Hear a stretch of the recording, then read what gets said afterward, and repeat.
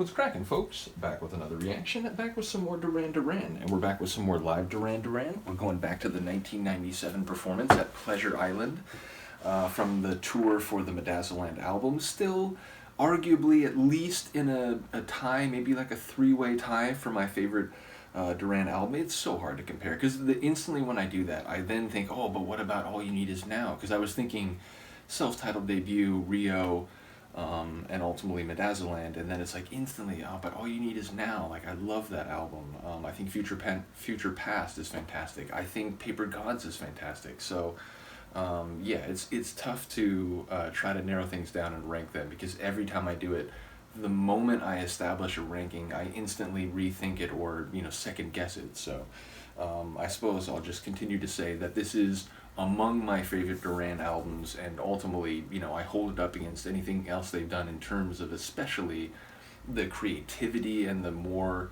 experimental exploration that we get on this album. So yeah, we're going to listen to the performance of Big Bang Generation, the second tune on the studio album, Medazzaland.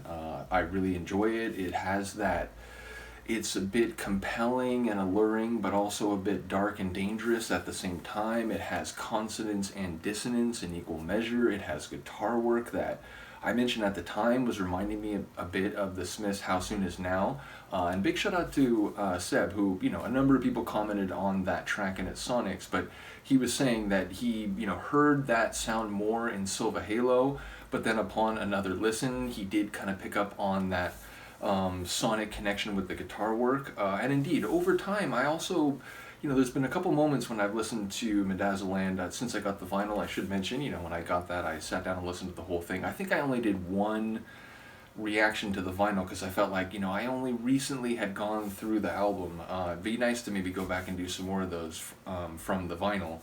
But I think I did Electric Barbarella. But the point is, when I listened to the song Big Bang Generation since I did that reaction, there's been a couple times where I've heard just little traces of some of that underwater guitar kind of sound that we get on the Wedding album with Come Undone, I think most notably. So yeah, bottom line, I think the track has great guitar work. It's got a really nice blend and progression. Like I said, it sort of mixes the hypnotic and alluring with the more dangerous and dissonant. So I really enjoy the blend. And once again, I think it's emblematic of the experimental creative flavor of the album overall. So with all that being said, let's hear a live version of this from Pleasure Island in Florida, 1997. Oh, and I apologize, I never do that, but I am going to pause it. I did want to mention, shout out to Adam, pointed out that the first track was actually sung by Nick. And it was funny, because when I was listening, I was like, man, this is like musical theater. It's a spoken, dramatic sort of delivery. But I didn't put it past Simon to change his delivery. I've heard him do some different things vocally to the point where I thought like maybe he's affecting his voice and whatever. But shout out to Adam, who pointed out that's actually Nick. But he did say that Simon will come out with the next track and you'll know it, because it, presumably it causes an uproarious acclaim from the audience. So yeah, looking forward to that. But let's get it now. This is Big Bang Generation by Duran Duran, performed at Pleasure Island, 1997.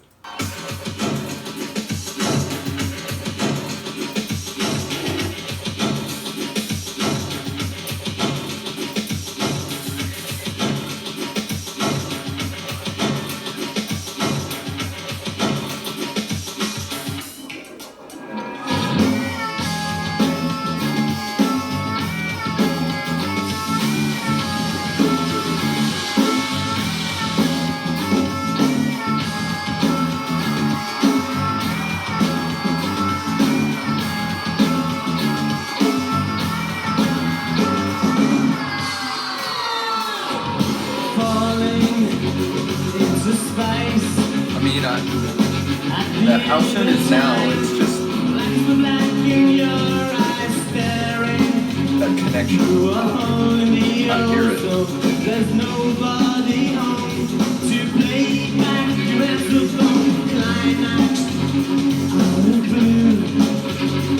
Is it just another heart? No, there must be something new now that I'm so away.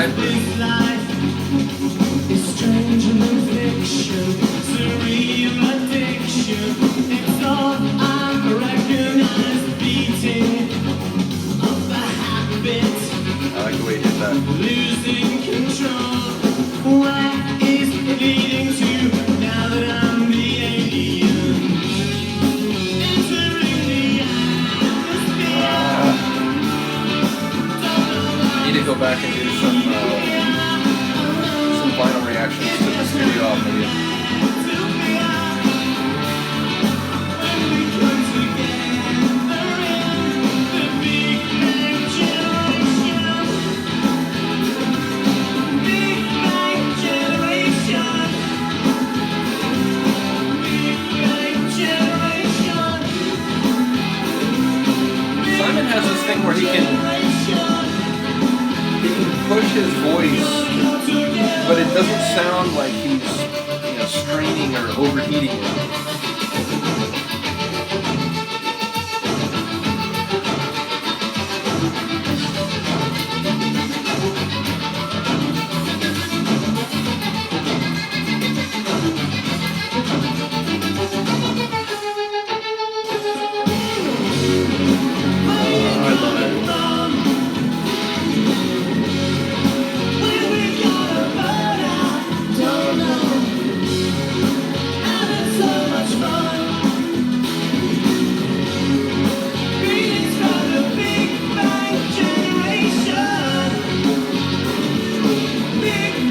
Guitar shredding in effect.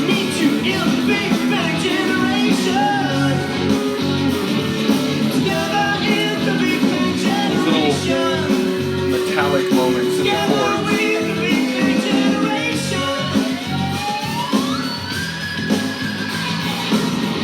A bit of an alien sound in the guitar there.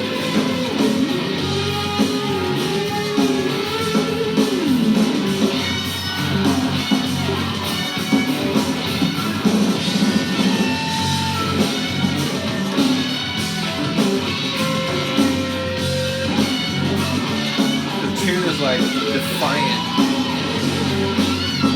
It has like a swagger in its dissonance.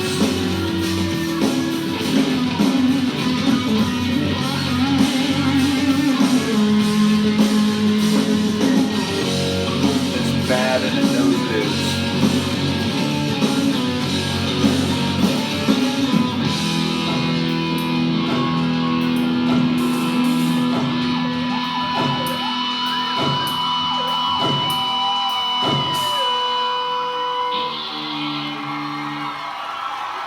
So talking, or did they actually cut it? No, they actually cut it the other way.